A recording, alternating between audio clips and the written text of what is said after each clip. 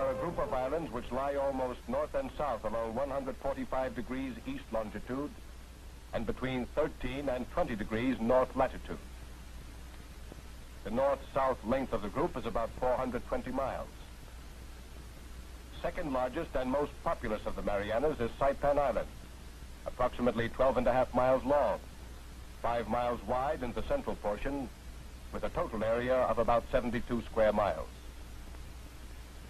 In this area, the year can be divided into two seasons: the dry season from December to June, and the wet season from July to November. Between May and October, easterly winds predominate, but with considerable percentages from southerly and westerly directions. Velocity from 10 to 11 knots. Summer is the wet season with an average of from 17 to 23 rainy days per month. In general, the east coast of Saipan was free of barrier or fringing reefs. The south coast has a narrow fringing reef and a steep gradient. The west coast was almost entirely protected by fringing and barrier type reefs, breached once at Kanoa and in 4 places at Garapan. The only good anchorage was located off Kanoa, outside the reef, during easterly winds. With a few unimportant exceptions, landing beaches along the eastern coast were non-existent. Along the south coast, there were abrupt banks and undercut cliffs, with a maximum elevation of 50 feet. With the exception of a few minor sections, the entire western coast has a fairly wide sandy beach. From the base of Aguinian Point to the reef opening near Kanoa, the beach extended 2,750 yards in length and was 7 to 15 yards wide. Wharves: a wharf and 3 piers at Tanapag Harbor. This is the only harbor in which there was a partial protection from all winds. The entrance channel was about 1,800 yards long, 235 feet wide, with a minimum depth of 22.5 feet. The government pier at Garapan, and 900 yards north, there was a boat construction and repair yard. There also was a pier at Kanoa. Along the center of Saipan, running generally north and south, was a mountainous ridge. Principal peaks were Mount Tapacho, 1,554 feet. Mount Marpi, 853 feet. Mount Cagman, 479 feet. Mount Nafutan, 407 feet. On the eastern side of Marpi Point were a number of limestone caves. At Mount Marpi, there was a single sheer cliff almost 600 feet high. The northern portion of the ridge was broken by a series of 2 to 4 terraces, separated by rocky cliffs. Kanoa Marsh, also called Lake Susupi, included a freshwater lake. Half a mile southwest of the lake was a swamp covering 25 acres. 3 sugarcane plantations were situated on Saipan. Number 1 occupied most of the southern portion. Number 2 formed the east central peninsula. And number 3 occupied all of the flat land around the northern end, a distance of about 12 miles. About 70% of Saipan was under sugar cultivation. In the vicinity of Kanoa, some of the area was devoted to vegetable farming. Garapan town, main settlement, was second in size in the Marianas, being exceeded in population and importance only by Agana in Guam. Population about 10,000, 3/4 of whom were Japanese. Kanoa covered an area of about 1 square mile. There were a number of other small settlements. Good roads encircled the island, and also crossed the island at Carabera Pass, from Flores Point to the eastern coast, and east from Kanoa. A good network of roads extended throughout the southern part of the island. Practically all roads could be shelled from the sea. A fairly well-developed system of secondary roads and trails existed in most sections of the island. A railroad with several spur lines almost encircled the island. there were approximately 20,000 Japanese civilians. The natives consisted of about 4,000 Kanakas and Okinawans. The population was mainly engaged in sugarcane production.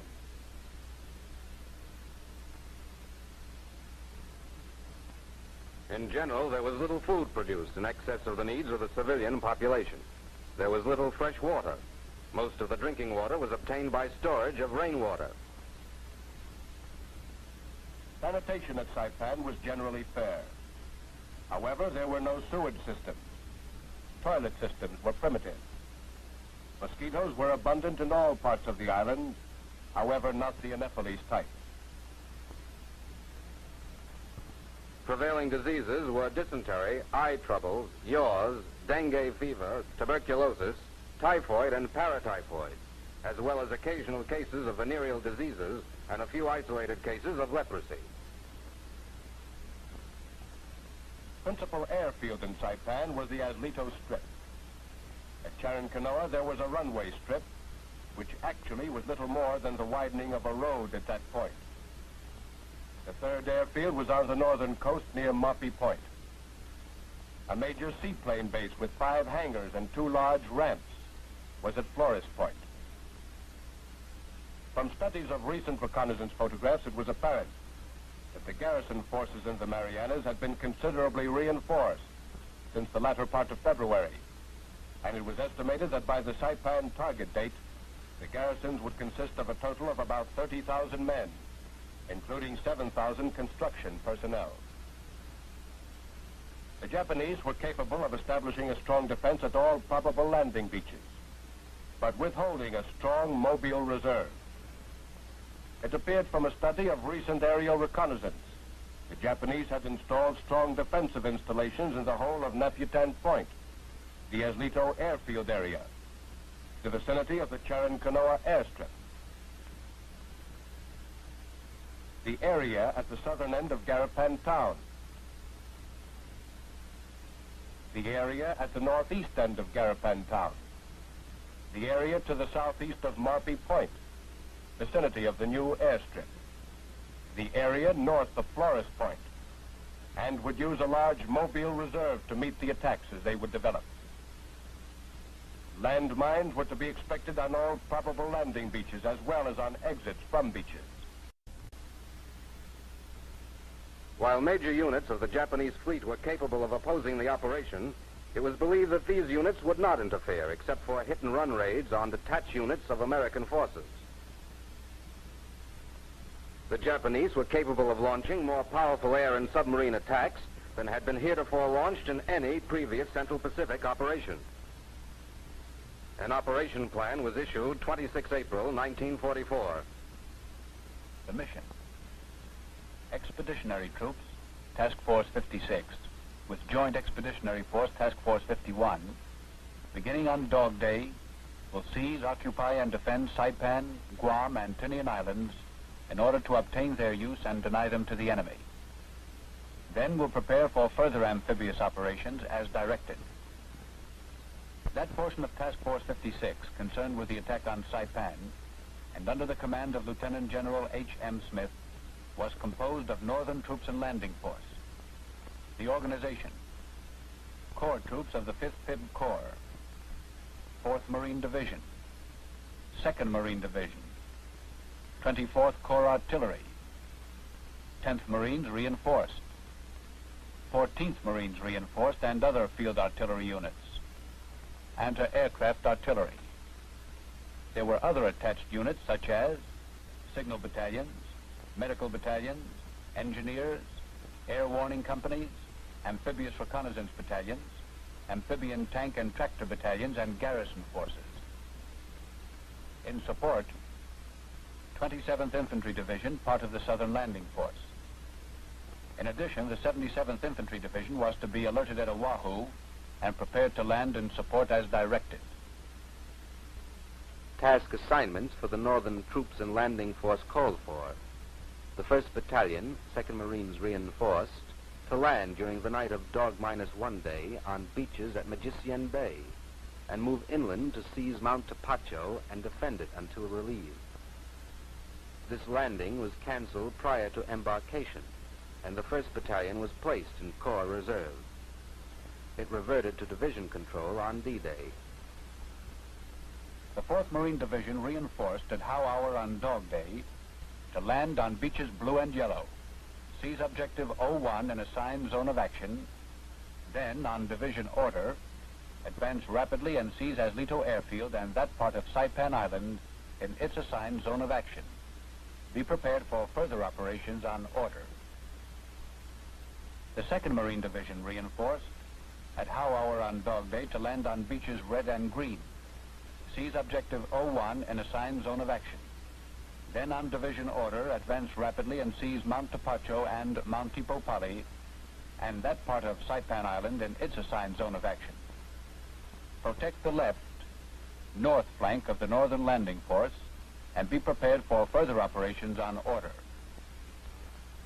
The 10th Artillery Regiment of the 2nd Marine Division, with the 2nd 155 Howitzer Battalion attached, to land on Saipan on order of the Commanding General, 2nd Marine Division, and be in direct support of the assault echelon in the division zone of action.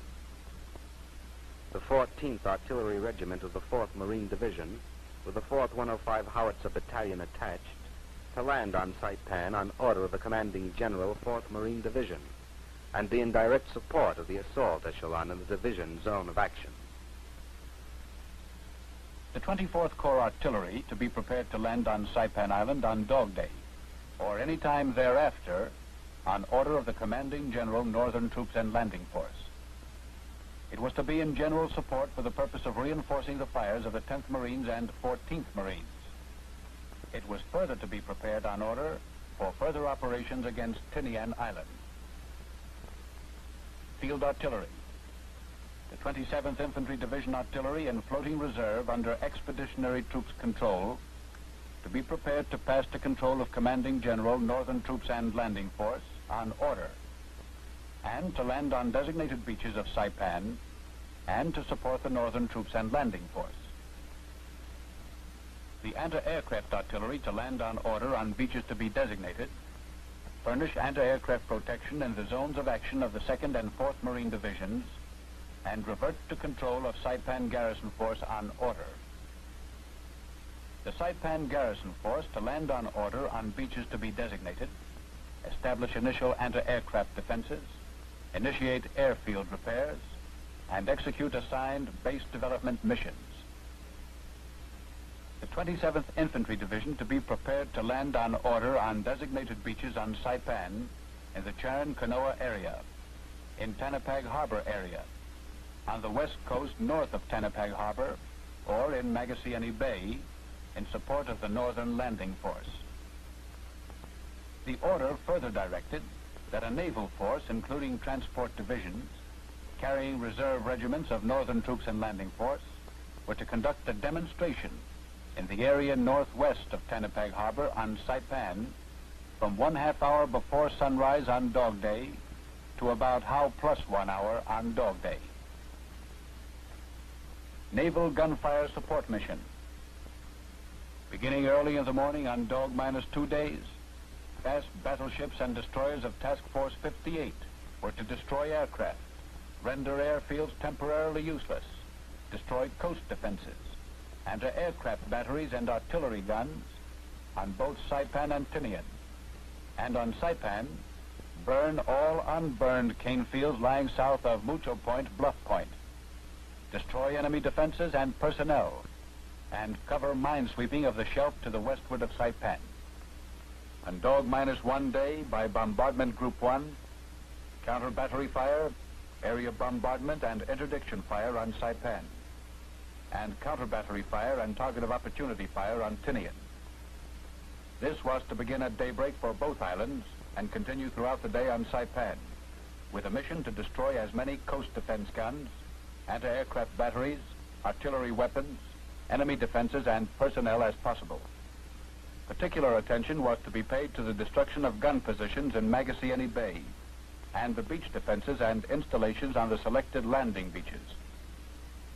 Close supporting fire was to be provided to cover the beach reconnaissance by the underwater demolition teams. On Tinian, Fire Bombardment Group 2 was to continue throughout Dog-1 day and Dog Day with a mission to destroy and neutralize enemy guns and defenses, which could interfere with the landing on Saipan. On Dog Day against Saipan by Bombardment Groups 1 and 2, counter-battery fire commencing near dawn and intense destructive fire on beach defenses and installations by ships, then to the flanks and inland to O1 line until lifted by order. Main batteries to lift fire when the LVTs were 1,200 yards from the beaches, and secondary batteries when the LVTs were 300 yards from the beaches. In addition, close supporting fire in the Tennepeg Harbor area to cover the demonstration. The close fire support plan for naval gunfire called for the following. Howe -60 until about Howe -30, Fire Support Unit 8 was to deliver heavy caliber enfilade fire on areas in the vicinity of beaches red, green, blue, and yellow. Fire Support Units 1, 2, and 3 were to deliver counter-battery fire during this period. After LCIGs in blue and yellow boat lanes passed the line of fire support ships, fire was to be modified on scheduled targets. This was to ensure safety to LCIGs and boatways. From Howe Hour to Howe Hour +30, 1 heavy cruiser and 2 destroyers were to leave assigned stations, clear boat lane area, and take positions to deliver scheduled fires. 1 light cruiser was to remain in position and prepare to fire on a Fetna point on order. Other ships were to fire as per schedule. The gunboat support group made up of LCIGs were to form and proceed from the line of departure in advance of landing waves. Upon reaching line of fire support ships, this support group was to open fire on beach areas with all 40mm guns. LCIGs in red and green boat lanes were to remain at line of close fire support ships and continue firing 40mm guns as long as safety to landing craft permitted.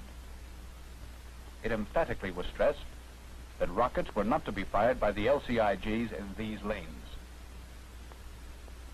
LCIGs of blue and yellow boat lanes were to fire ranging rockets when 1,200 yards from shore, and were to fire rocket salvos when effective range was reached. They were to remain approximately 1,000 yards offshore and continue rocket and 40mm fire on beaches as long as safety to landing craft permitted. After the last assault wave passed the line of LCIGs, the boat lane area was to be cleared and fire continued along the southern flank of Beach Yellow. Aircraft of Task Forces 58, 53, and 52 were to provide support for the capture of Saipan. On Dog-2 day, fighter sweeps on airfields of Saipan and Tinian for the purpose of destroying enemy aircraft. There also was to be protection for minesweepers and other missions as ordered. The maintenance of smokers for the purpose of laying smoke between minesweepers and enemy guns. And finally, combat air patrol as well as anti-submarine patrol.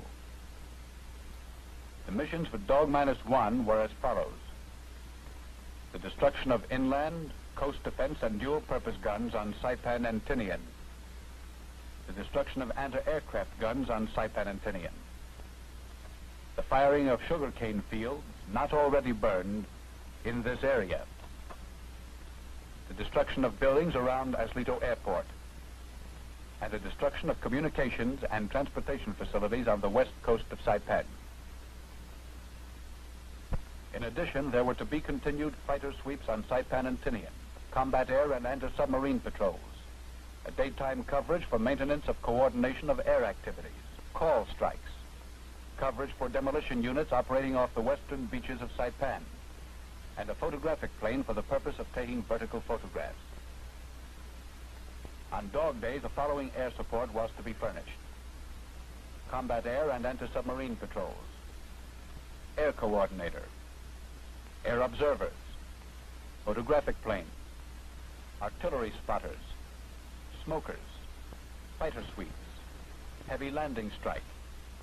In the event weather prevented execution of this mission by naval aircraft, naval gunfire was to be prepared to conduct fire on air objectives during this period. Call strikes and strike aircraft. In this latter instance, the following missions were to be carried out. counter-battery fire against inland guns firing from Saipan and Tinian, and the destruction of those guns and installations that cannot be seen from our ships. The destruction of mobile artillery pieces with special emphasis on those on the slopes overlooking the landing areas of Saipan. The destruction of enemy personnel and vehicles moving either to or from the landing beaches and in the vicinity of the sugarcane fields and hills. And the dislocation of communications by bombardment of important road junctions. Instructions for aircraft supporting attack on Saipan emphatically stressed that under no circumstances were pilots to fly through high-angle gunnery curtains, and that special precautions had to be taken to avoid flying through fire from mortars, rockets, and field artillery.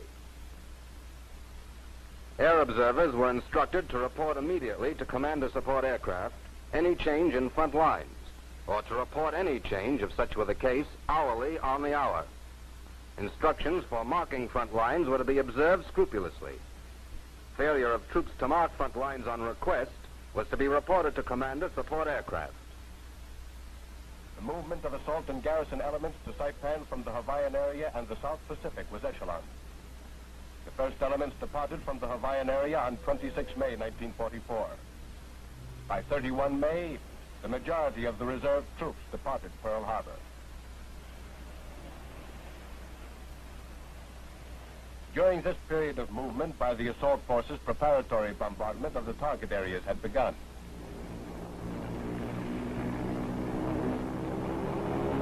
On 3 June, aircraft of the Southwest Pacific Forces began the bombardment of Palau Islands. And from the 9th until the target date, these islands and those in the Western Carolines were harassed daily by aircraft.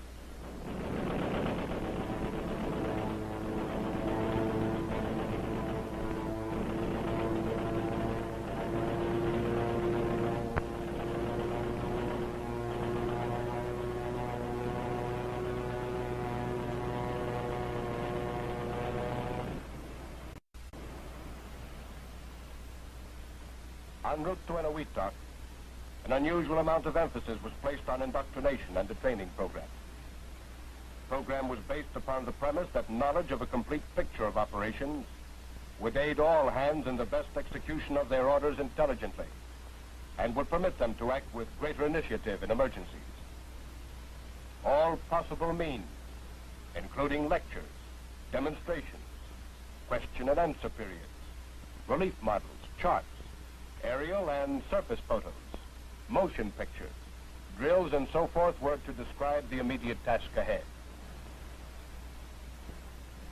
The movement to the staging area at Eniwetok was uneventful and without incident. Planes were held here, ready to be transferred to Saipan, when an airfield on that island was captured. By 11 June, Northern Attack Force reassembled at Eniwetok and departed for the target. The same day, Task Force 58 initiated its 3½ days intense carrier and surface bombardment on Saipan.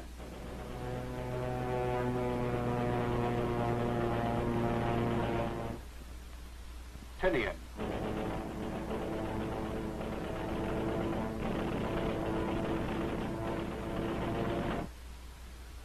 Guam.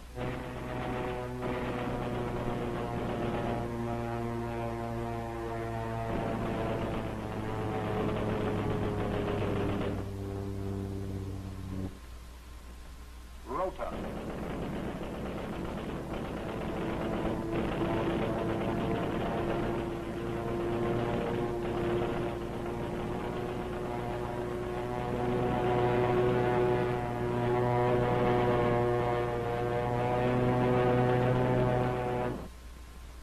Again, enemy installations and facilities of all types were struck. Late photographic coverage of the landing beaches were secured.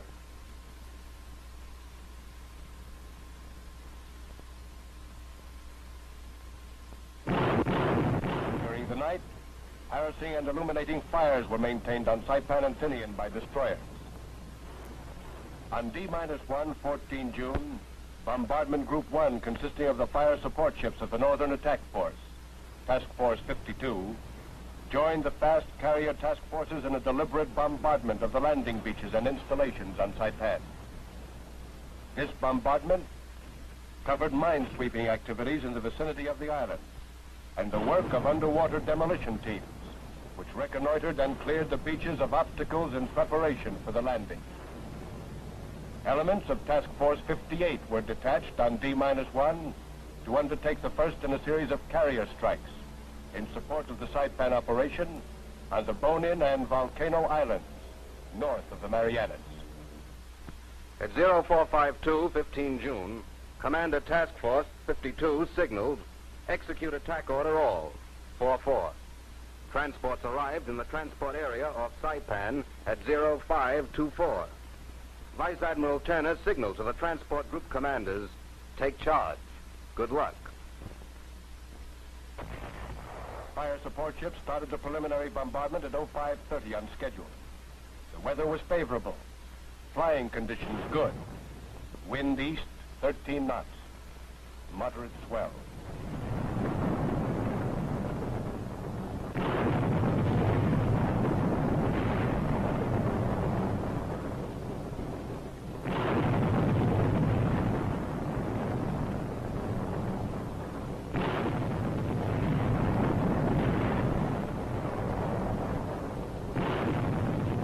Transports and LSTs arrived on schedule in assigned areas off the island and commenced launching boats and LVTs.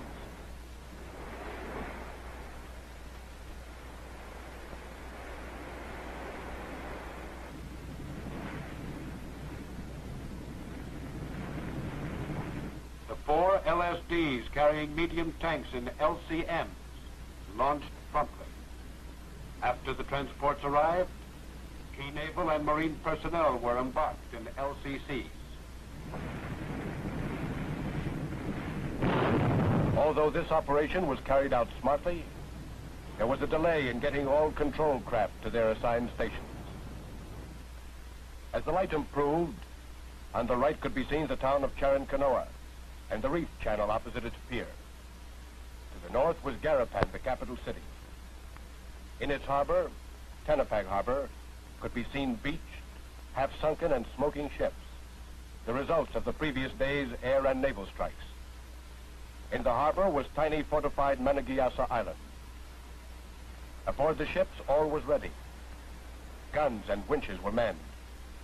Boats were being lowered and hatches cleared. Troops were alerted and waiting. A diversionary demonstration began off Tenapag Harbor. Boats were lowered, troops embarked, waves formed and proceeded to 5,000 yards off black beaches, where the force circled for 10 minutes. Off Charincanoa, shortly after 0700, the LSTs carrying assault LTs moved into position to launch their vehicles near the line of departure. The area near the line of departure showed increasing activity. Control vessels and guide boats were on station. Each carried its identifying flag. LCI scheduled to precede the first wave to the reef, nosed into position, and hundreds of landing vehicles circled in groups, forming their waves. At 8-90 minutes, naval gunfire ceased on the landing beaches. A heavy bombing strike was placed on the beaches and was followed by a strafing attack parallel to the beach.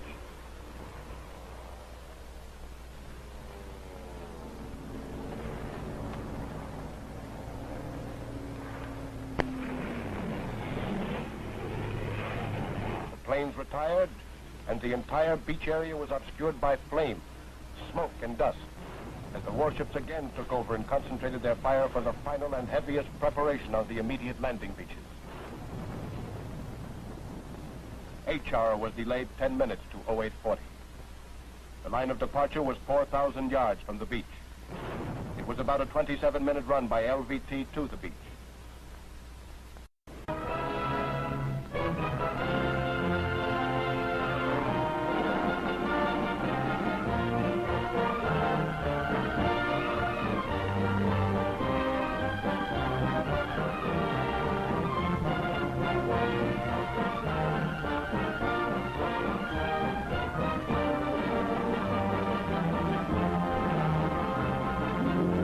Scheme of maneuver for the 2nd Division. Combat Team 8 at How Hour on Dog Day land on beaches Green 1 and Green 2 with 2 landing teams abreast. Secure the point between beaches Green 2 and 3 and also the landing point on beach Green 3 for tanks. Direct the landing of companies A and B, reinforced, 2nd Tank Battalion. C, Sugar Mill area. Also the following hill target areas and that portion of the 01 line within its zone of action. Combat Team 6 at How Hour on Dog Day land on beaches Red 2 and 3 with 2 landing teams abreast. Seize 01 line lying within assigned zone of action and cover left or north flank. Combat Team 2, after completion of its diversionary demonstration at Tanapag Harbor and upon arrival in the transport area, land on order on beaches Red 2 and 3 with 2 landing teams abreast. Landing Team 2 will come in on the right. Upon landing, Landing Team 2, 2nd Marines, will be attached to Combat Team 6. Landing Team 2, 6th Marines, will be attached to Combat Team 2. Division Reserve, be prepared to land on order. Division Artillery, land on division order. 2nd Armored Amphibious Battalion, cover the landing and movement of assault waves to the 01 line. Assist in protecting the division flanks. Scheme of maneuver, 4th Division. Combat Team 23 at How Hour on Dog Day, land on beaches Blue 1 and 2, and with its main effort initially on the left, seize the 01 line within its zone of action.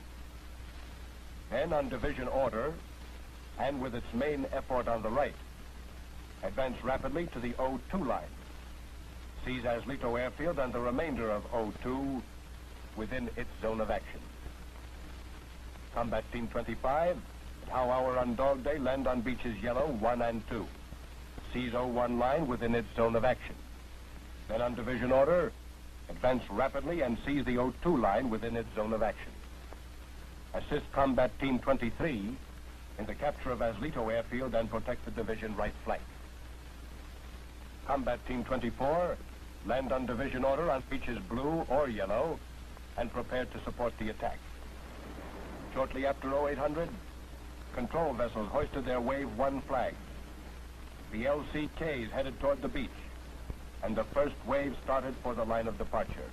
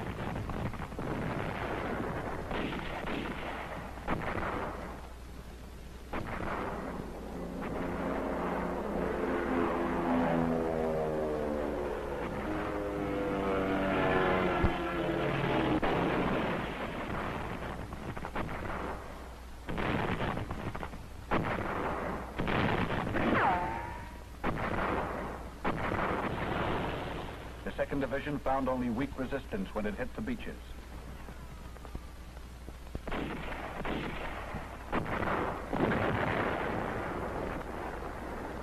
And by 0900 had advanced about 500 yards. Then, enemy resistance, supported by artillery and mortar fire, became exceedingly stiff.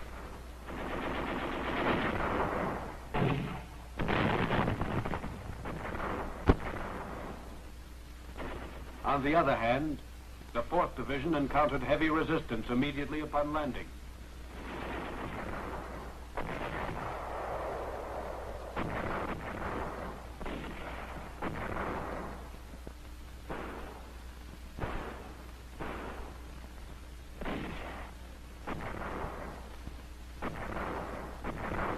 Despite the heavy bombardment, landing mines were still a threat.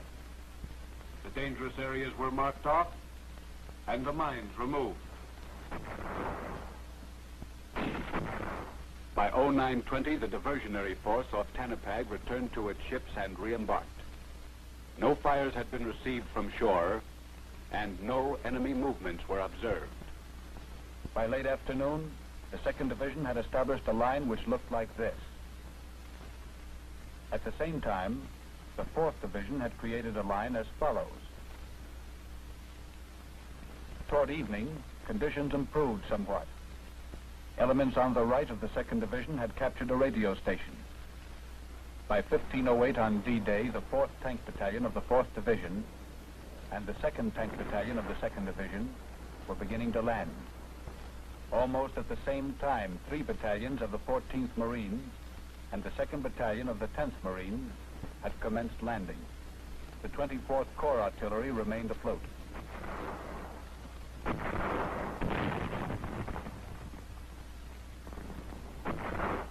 Day's end saw the troops firmly established ashore and about 50% of the 01 line secured. To the southeast, about 2,000 yards, lay Aslito Airport, most important single factor in the winning of Saipan. To provide more suitable ground for defense against the expected enemy counterattack during the night of D-Day, elements of both the 2nd Marine Division and 4th Marine Division were withdrawn to this line.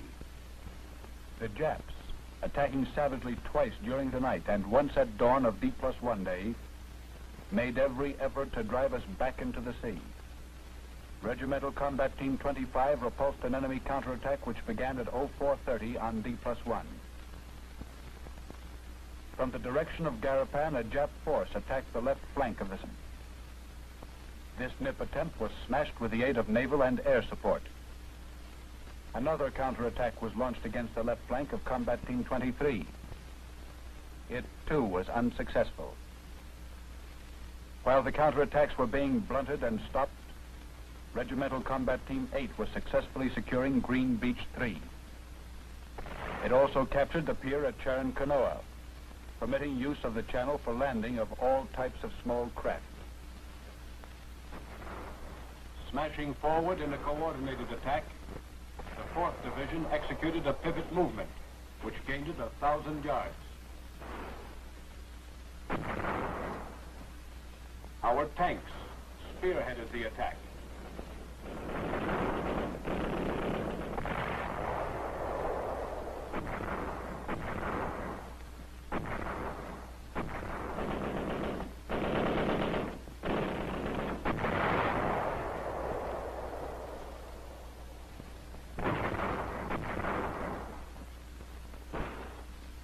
By dark, one regiment of the 27th Infantry Division was being landed in the area of the 4th Marine Division.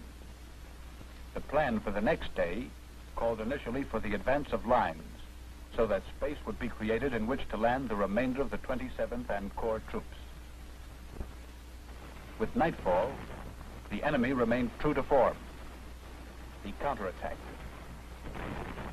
The major counterattack of this night was thrown against the 2nd Division at 0330. 1 hour later, the Jap attack had been smashed. Our bazookas, half-track, and medium tank fire knocked out 31 enemy tanks in this action.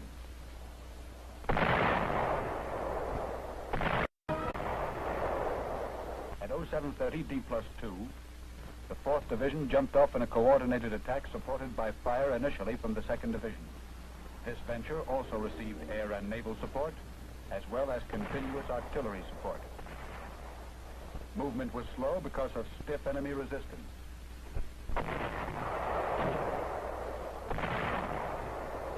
At 0920, the 2nd Division launched an attack in its zone of action, extended its beachhead and center lines, and by noon was situated 400 yards east of Lake Susupi. After 1200, the 2nd Division, assisted by tanks, advanced more rapidly. Throughout the day, while the 2nd and 4th Divisions hacked out a larger beachhead and extended their front lines, the balance of the 27th Division was in process of landing. 24th Corps Artillery continued in the process of landing until dark, but succeeded in beaching only two-thirds of one battalion. At 1000 on D+3, the 2nd and 4th Divisions, as well as the 27th, which had moved up, launched a coordinated attack toward Aslito Airport. With the exception of a pocket of defense between the two Marine divisions, the 2nd and 4th secured the O3 line. At the same time, the 27th slipped in to capture the Aslito Airport.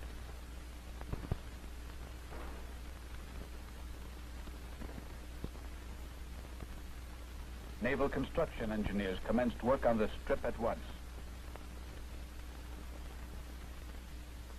The first 4 days of fighting had gained for us the complete southwestern portion of Saipan, vital Aslito Airport, and more than 2,000 enemy casualties.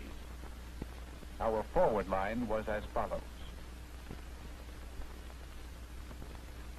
Almost simultaneously with United States landings on Saipan, the enemy determined to contest the issue with all the naval and air power at his disposal.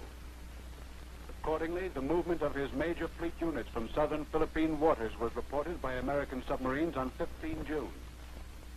On 19-20 June, units of the Japanese fleet were in contact with the United States Fifth Fleet in a 2-day running air battle west of the Marianas, which marked the first major encounter of the Japanese and American fleets since the fighting in waters off Guadalcanal.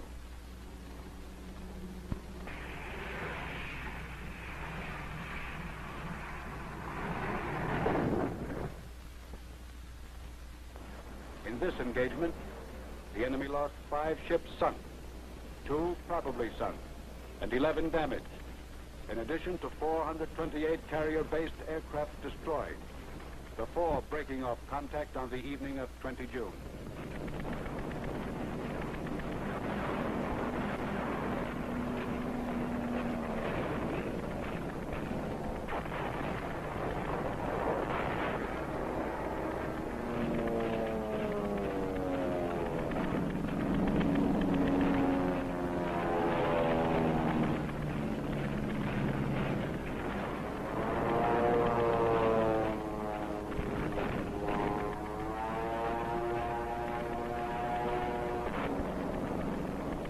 The chief effect of the naval air action, concluded with the engagement of 19-20 June, was to reduce to the minimum the enemy's capabilities of intervening effectively in the Saipan operation by sea and air. 2nd and 4th Divisions, as well as the 27th Infantry Division, launched attacks with the coming of daylight on D+4.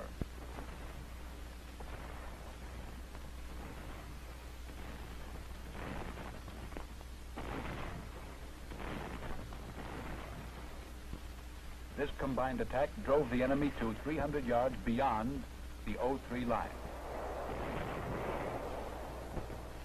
At 1700, one battery of 155mm guns was preparing to register and commenced firing on Tinian.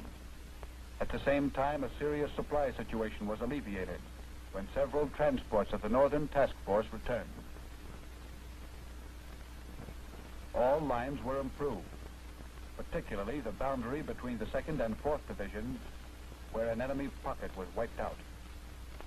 During the night of D+4, enemy activity was reported in the vicinity of Purple Beaches. A DD illuminated and engaged this area by fire. At 0900 the next day, all divisions were ordered to attack for the purpose of driving to the eastern coast of Saipan and destroying the enemy troops within the southern portion of the island. Rocket-loaded planes joined the attack.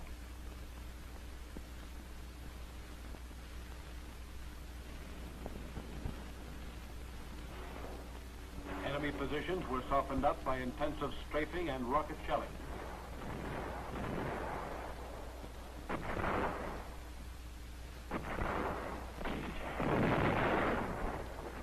The 2nd and 4th Divisions were assigned to secure the O4 line.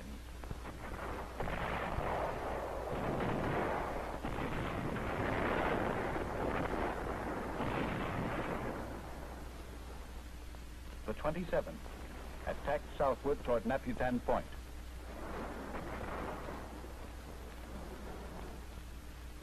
By 1616, D+5, the 04 line was secured by the 2nd and 4th Divisions, and instructions were issued to occupy the most suitable ground for launching a continuance of the attack when ordered. The 27th Division continued to advance slowly against the enemy, who had taken up positions in caves and pillboxes situated in extremely rugged terrain. At the conclusion of this period, the beachhead had been extended to a line which secured the entire southern portion of the island, except for Naputan Point. The enemy forces remaining in the Naputan area were thus trapped and cut off by the 27th. The way was then clear for a coordinated northward movement.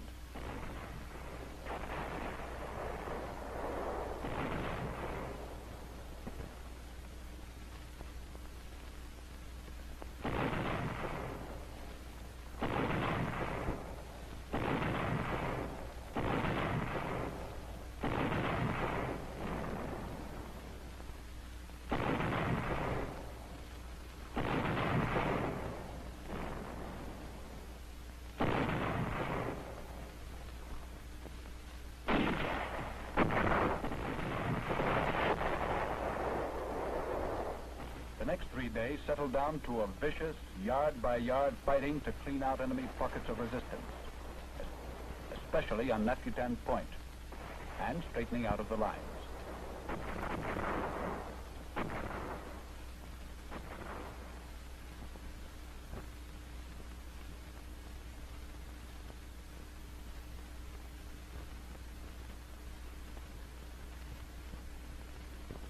Around 21:45 on 20 June, D+5, in the vicinity of Beach Green 2, one of our gasoline dumps exploded. Reasons unknown. Fire spread to ammunition dumps, which resulted in the loss of an undetermined amount of small arms and ammunition. 3,000 yards of Naputan still remained in enemy hands. Progress was slow due to the terrain, which was infested with occupied caves.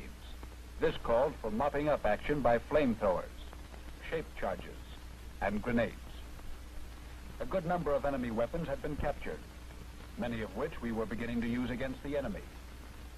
In particular was this true with anti-aircraft artillery weapons. 15 tons of mortar ammunition captured on 21 June was fired back at the enemy through our 81 millimeter mortars.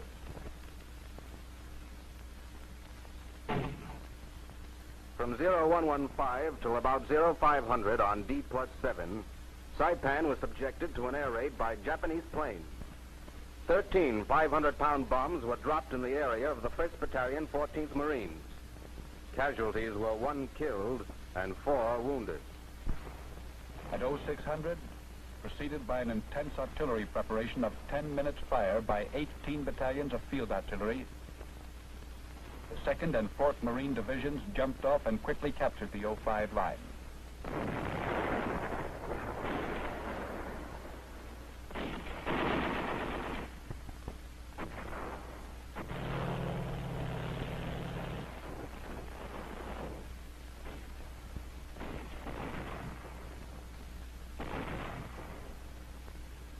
After the first hour, enemy resistance and terrain slowed down the advance.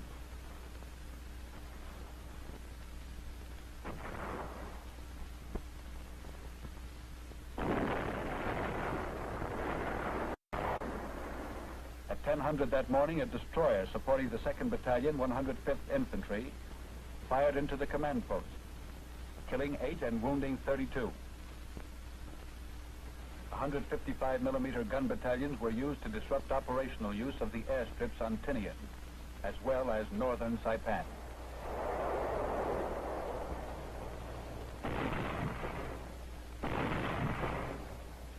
During this period, our tanks played an important part in supporting our troops.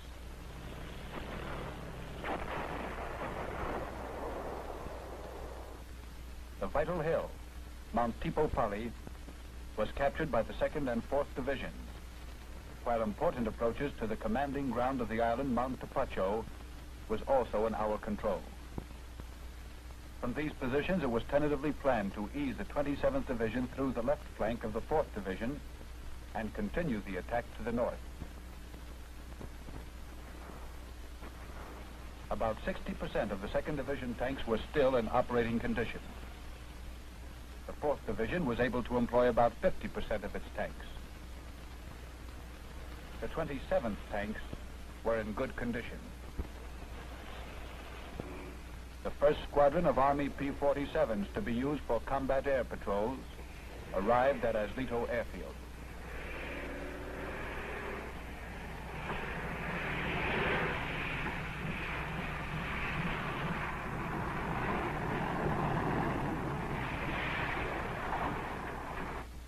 On D+8, Commander Northern Troops and Landing Force ordered a coordinated attack with 3 divisions abreast to jump off at 1000. The 2nd on the left, the 4th on the right, and the 27th in the middle. The 2nd and 4th Divisions jumped off on time and advanced about 250 yards in the first hour.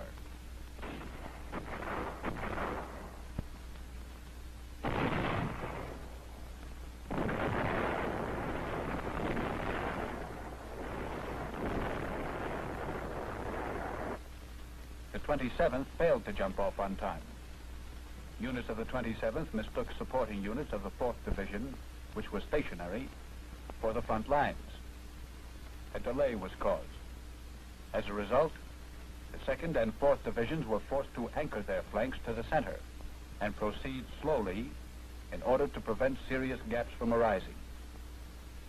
Thus, the attack was not coordinated, confusion resulted, and little advance was made during the day. Preparations were made for an attack the next day, in which the same objectives were reassigned. At the same time, Landing Team 2 of the 105th jumped off at 1300 with 3 companies abreast to take the remainder of Natvitan Point and clean up what was left of enemy resistance on the southeastern portion of Saipan. 23-24 June, D+89. Harassing enemy artillery fire made it necessary for American spotting planes to be put into the air from 2100 to 2300 and from 0300 to dawn. Enemy positions were thus picked out via fire flashes. An artillery duel ensued. The remaining garrison of P-47s and night fighter planes capable of carrying 500-pound bombs arrived at Aslito Airfield. From about 04:45 to 05:15, enemy artillery shelled the area of the 10th Marines. The Fire Direction Center was hit, killing the executive officer, wounding the R2 and R3, and disrupting artillery communications. Several enemy tank attacks were beaten back. Bazookas, anti-tank grenades, 37s, and half-tracks were employed in the destruction of about 30 enemy tanks. Thermite grenades and demolition charges were dropped into disabled tanks. During the day, the 4th Division on the right advanced 2,000 yards and occupied its immediate objective against light opposition. The 27th in the center gained less ground, thereby causing a gap to arise on the left flank of the 4th Division. Beginning late afternoon on 24 June and continuing for more than a week, enemy air attacks were directed against Aslito Airfield. While the 4th Marine Division continued its swift advance along the eastern coast of Saipan, and the 27th made small advances along the center, the 2nd Marine Division entered the fringes of Garapan town, where it found many mines and enemy sniper fire.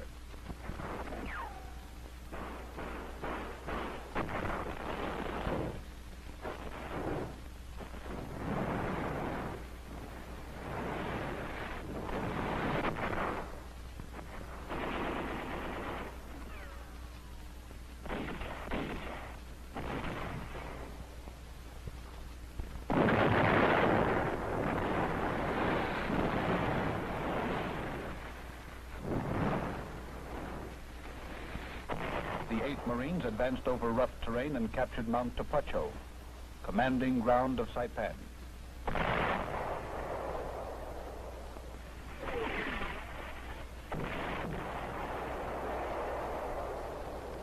Rockets were used effectively by the 4th Division to thicken the artillery fires. This resulted in the 4th Division cleaning up the Bluff Point area.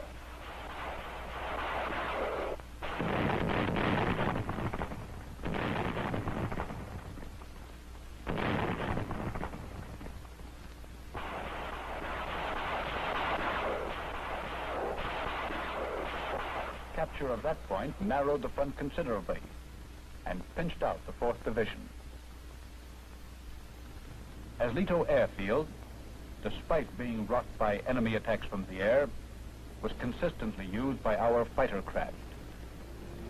During the morning of D+11, 33 of our fighters, loaded with 500 and 1,000-pound bombs, took off from Leto to strike at Tinian. The end of the day saw improved positions along the line, and about half the area of Saipan in our hands. Our forces then held the best positions since the initial landing. With a firm anchor in the southern half of the island, the grueling task ahead was to continue northward where the enemy still was entrenched. 25-26 June 1944, D+10-11. At 21:05, condition red was flashed at Leto Airfield. Enemy bombs dropped on the northeast corner of the field. No planes were damaged, but personnel casualties were received, and a small fire started in one building. Several other raids occurred during the night. At the same time, enemy ground troops armed with 50 caliber machine guns and 20-millimeter pieces raided Leto Airfield. All available engineers and CBs on the spot defended the field. About 07:35, the situation was reported well in hand. Sweeping up from the as yet unconquered Naputen Point, the enemy attacked Hill 500. Inasmuch as the 25th Marines of the Northern Troops and Landing Force Reserve had made a wise selection in the occupation of an assembly area on Hill 500, the enemy was repulsed with 400 killed. During this period, the railroad between the piers at Beach Blue 1 and Leto Airfield was placed in operation. At 06:30 on D+13, the 2nd Division of the 27th Infantry jumped off to the attack. The 4th Division held its position, awaiting the advance of the 27th on its left. It supported the advance of the 27th by fire.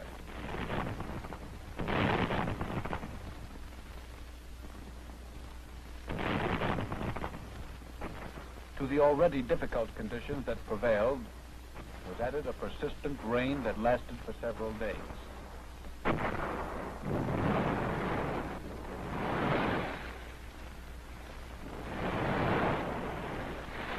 While the 105th Infantry at last took possession of Naputen Point, the 27th advanced about 600 yards to the north. However, no contact was made with either the 4th or the 2nd Divisions.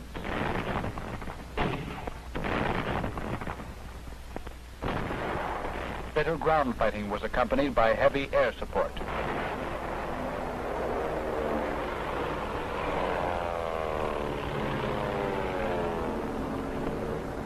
Airstrikes were made on Mount Mapi, the airfield on northern Saipan,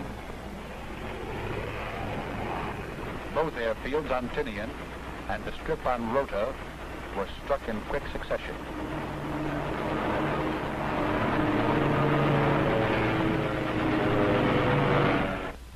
The 27th Division was outdistanced on either flank. However, by nightfall of D+13, the 27th had advanced approximately 1,000 yards and made contact with the right flank of the 2nd Marine Division. A gap of 500 yards still existed between the 27th and 4th Divisions. Engineers continued road construction and maintenance, railroad repair and airfield construction. The 805th Aviation Engineer Battalion surveyed Cagman Point for airfield location and construction to commence at once.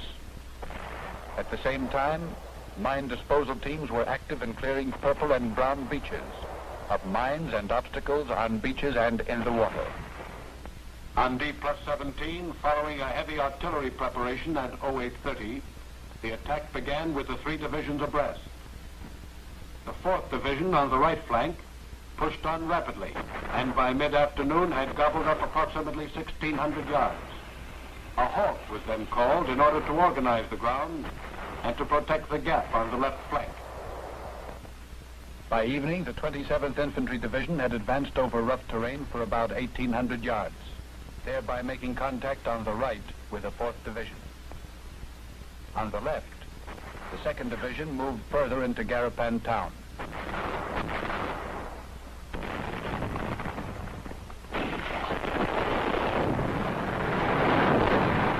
Simultaneously, it probed out to take the high ground overlooking Garapan. By noon, the Marines of the 2nd Division occupied about 800 yards of Garapan.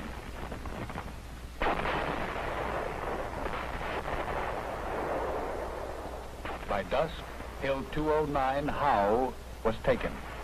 The rough terrain on the right of the 2nd Division and in the zone of action of the 27th required considerable mopping up in the rear areas. This job was turned over to the reserve battalions.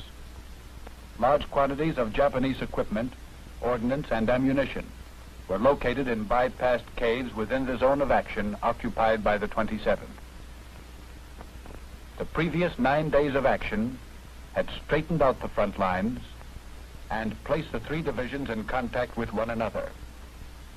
The troops of all divisions were now in a position for a coordinated attack abreast, with objectives the capture of Garapan, Flores Point, and Tanapag, as well as the control of the beaches and Tanapag Harbor.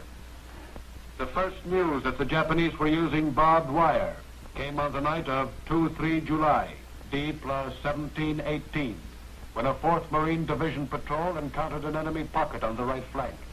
The 23rd Marines wiped out the pocket, killing 25 Japanese. The 2nd Marine Division began a slow, steady advance. Principal resistance came from machine gun fire.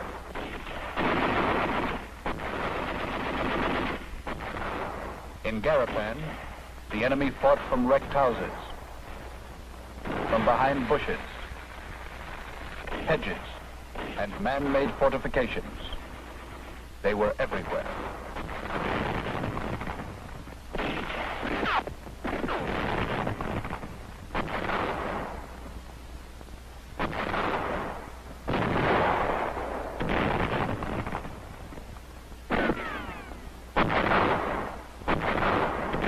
Garapan had to be taken street by street. However, the commanding general of the 2nd Division stated that Garapan would be taken prior to darkness, D+18.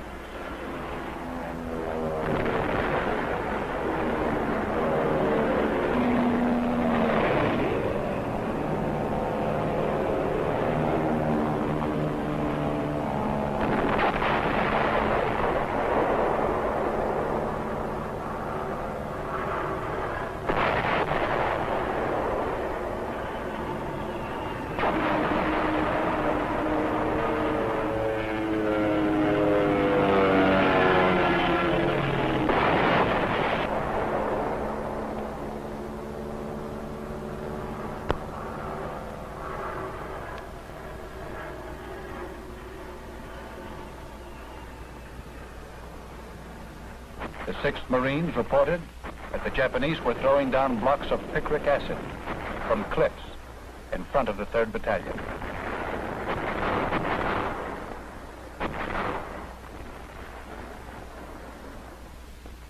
In the center, the 27th Division was held up initially by 5 pillboxes. By 14:30, opposition had been overcome, and an hour and a half later, the front line of the 27th had advanced about 1,000 yards. Late in the afternoon, enemy artillery fire was received from Tinian in the 14th Marines area.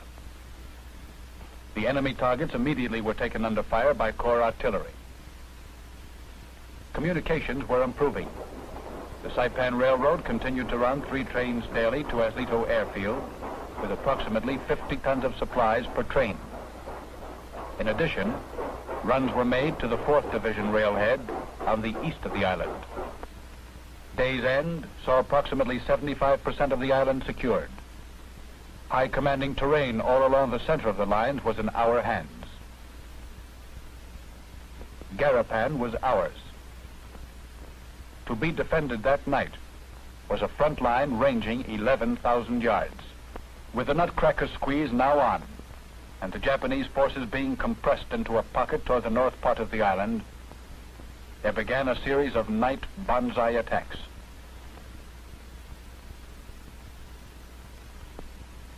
The first of these took place on the night of 3 July, when approximately 100 Japanese attacked the 165th Infantry Command Post.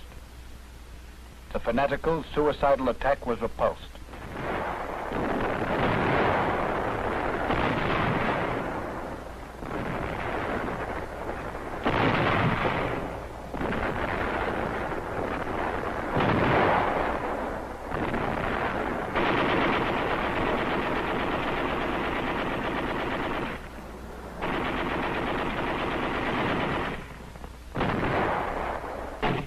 At 07:30 the following day, preceded by an artillery preparation, the 2nd Marine Division and the 27th Infantry Division jumped off to the attack.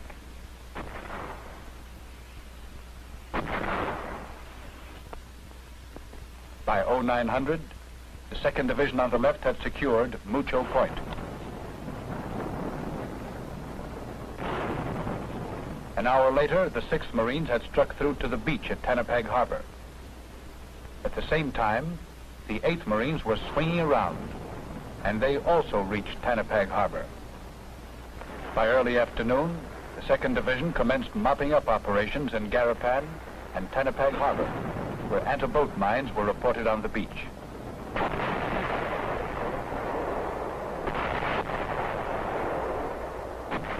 The 27th crunched ahead and reached the beach on the 07 line.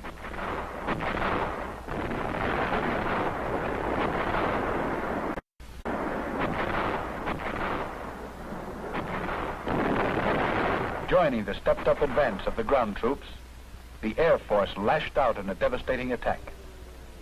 8 bombing and strafing airstrikes were made on Saipan.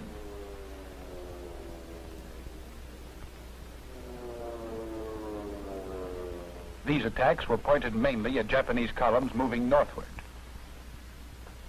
Simultaneously, 3 airstrikes were made on Tinian. The 4th Division, swinging on a pivot to the left, struck at Hill 721.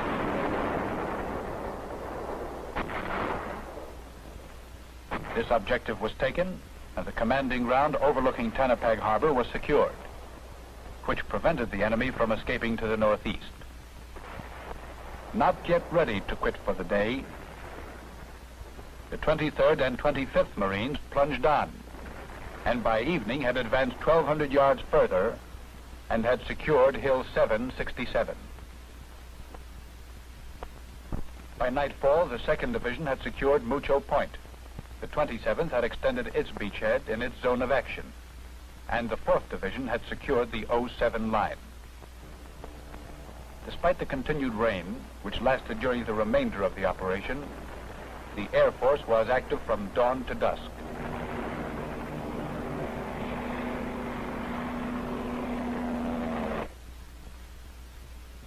During the night, 4-5 July, D+1920, Corps artillery concentrated on Marpy Point Airfield and 2 airfields on Tinian.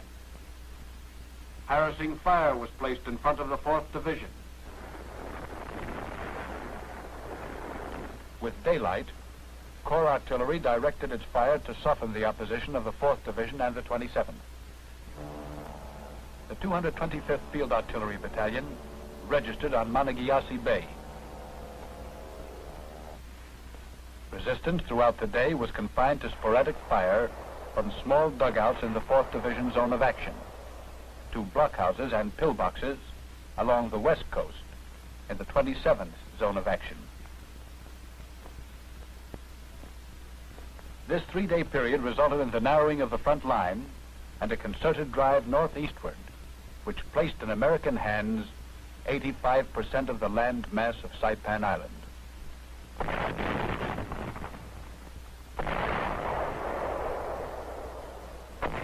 The final stage of the battle for Saipan took place in the period from this point on.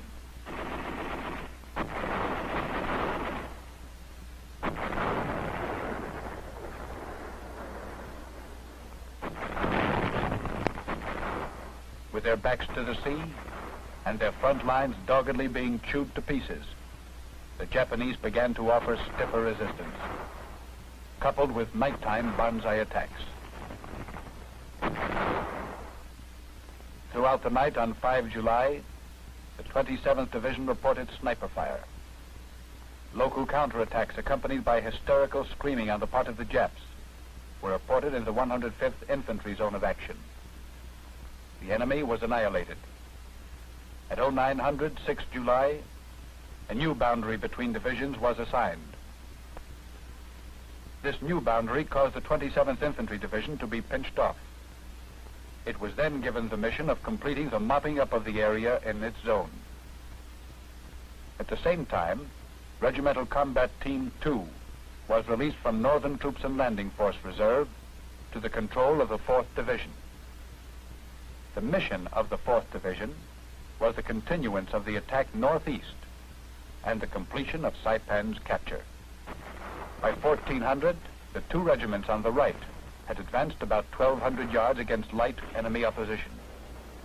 At 1500, the 2nd Tank Battalion, Company A, was attached to the 4th. At 2024, 6 July, D+21, a banzai counterattack against the 25th Marines was repulsed with no casualties. The enemy persistently attempted to infiltrate the lines of the 4th Division. At 0515, the 27th reported a large-scale banzai attack on the left flank. At 0635, despite tank support, the Japs had overrun the 1st and 2nd Battalions of the 105th Infantry. The crazed and fanatical enemy continued with its newfound advance and clashed with two batteries belonging to the 10th Marines.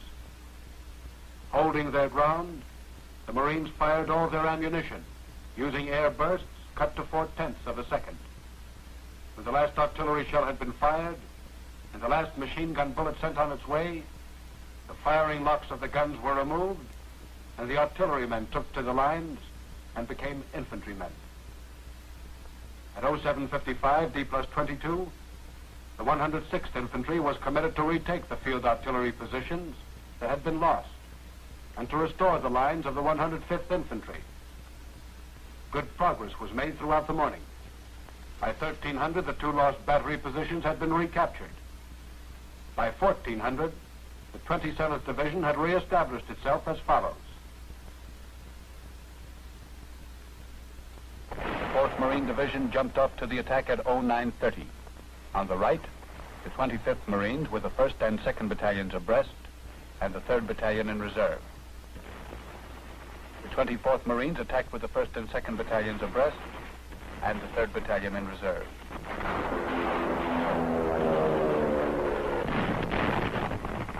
Progress was rapid. Resistance was ineffectual. During the day, the 25th Marines advanced from 600 to 1,000 yards. The 24th Marines moved ahead about 1,200 yards. The 2nd Marines about 400 yards, and the 23rd Marines 100 yards. At dusk, it was evident that the main effort of the enemy's counterattack had been broken. The 27th Division lines were reestablished. 7-8 July, 1944, D+22-23. Wounded of the 105th Infantry were evacuated by LVTs during the night. In the zone of action of the 106th Infantry, firing continued throughout the night. Small units of Japanese would begin their attacks by shouting and screaming epithets and blowing whistles. In every instance, these attacks were repulsed before they could be well formed. Once again, the 27th Infantry Division reported a large Japanese counterattack. The Japs were annihilated by rifle and machine gun fire. Again and again during the night, the Japs persisted in suicidal attempts to crack our lines. By morning, the areas in front of our lines were covered with enemy dead. Despite enemy activity, the 4th Division jumped off to the attack at 0630 to seize the area between the high ground in the center of the division zone of action and the beach area on the west coast. Progress was slow due to difficult terrain. A good deal of the resistance came from caves where the enemy fought until the end.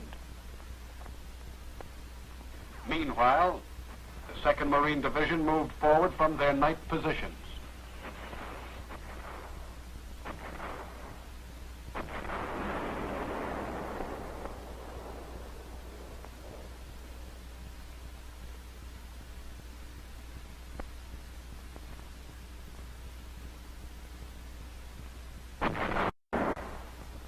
By noon, they had passed through and relieved the 2 regiments on the left, belonging to the 27th Division. The 2nd Division was diverted from its attack in order to mop up several enemy pockets which had infiltrated. Further resistance was met in a complicated network of communication trenches and caves in the cliffs from which the Japanese resisted with machine guns, hand grenades, and rifle fire.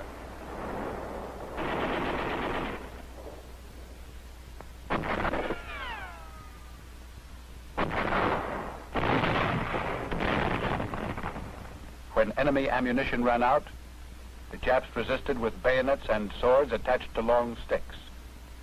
Those who had no weapons used the sticks.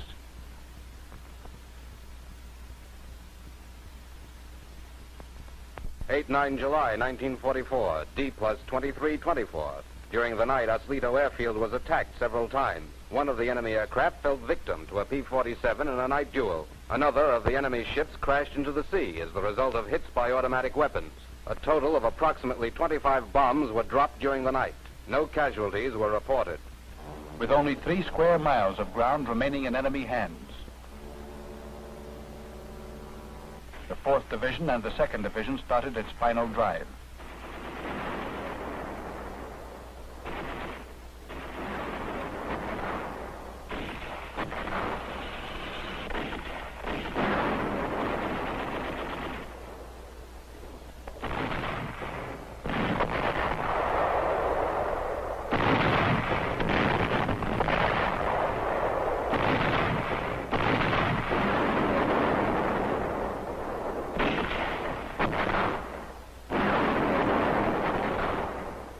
By this time, Japanese women and children were beginning to emerge from the caves in which they had taken refuge. Though some of the enemy military personnel were surrendering, the majority of the Japanese were fighting to the finish. Appeals to surrender were made to the enemy by natives through loudspeakers. Japanese propaganda, which convinced the natives that death was more desirable than surrender to the Americans, caused wholesale suicide off Saipan's sheer rocky cliffs. There began then an inch-by-inch mop-up in which the enemy had to be cleaned out of caves, pillboxes, and holes.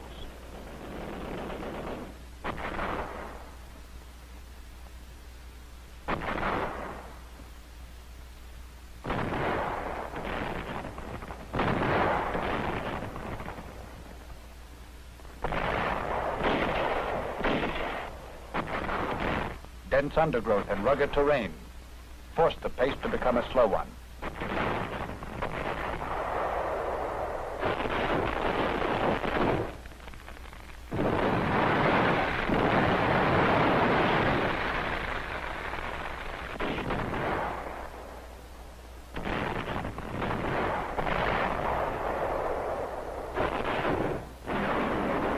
Time and again, flame-throwing tanks scorched the enemy out of their hiding places.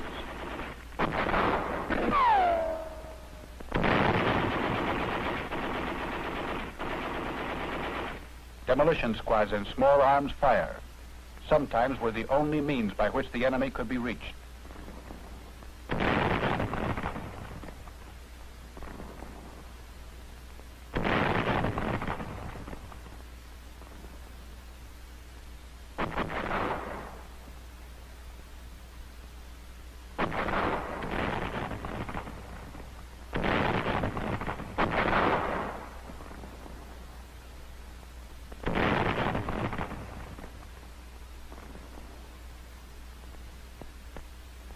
By 1615, 9 July, D+25, conquest of Saipan Island was completed. Still remaining were mopping up operations against small, isolated groups. At 1000 of 10 July, the American flag was raised. The battle for Saipan was over.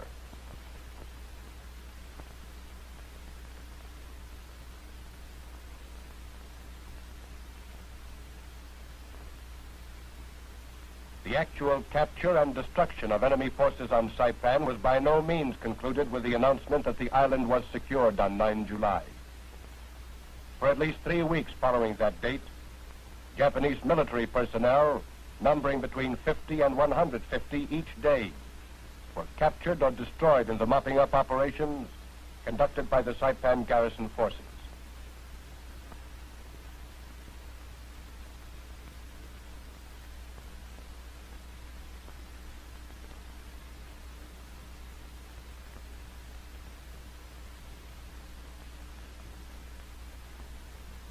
Base development at the objective had been carried out unceasingly throughout the assault operations under the direction of the island commander.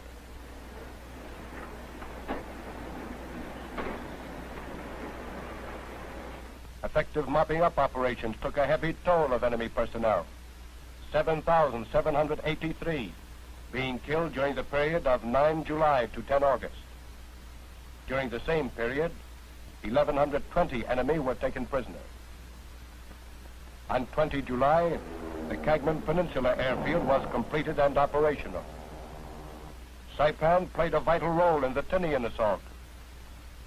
The shore-to-shore movement for that phase was based on the southern beaches of Saipan and in Tanapag Harbor. The artillery, land-based air, and logistical support for both the Tinian and Guam operations were provided from Saipan. The 27th Infantry Division, originally in Corps Reserve on Saipan for the Tinian phase, was released to the temporary control of the island commander of Saipan on 29 July to expedite mopping up operations. On 10 August, Commander 5th Fleet announced that the capture and occupation phase of Saipan was completed, and accordingly full command and responsibility for the development and defense of that base passed to its commander. And the island fell within the overall command of Commander Forward Area Central Pacific.